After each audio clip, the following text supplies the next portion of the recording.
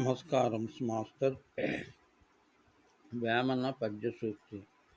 ద్వారబంధమునకు తలుపులు గడియలు వలనే నోటికో పగల నియతులు ధర్మమెరిగి పలుక ధన్యుడౌ భువిలోన విశ్వదాభిరామ వినురవేమ.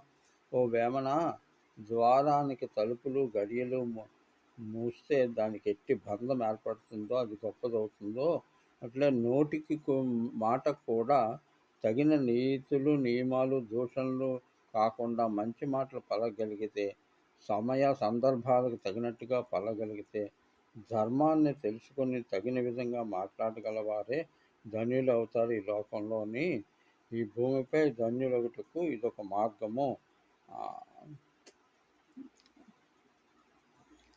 విశ్వదాభిరామ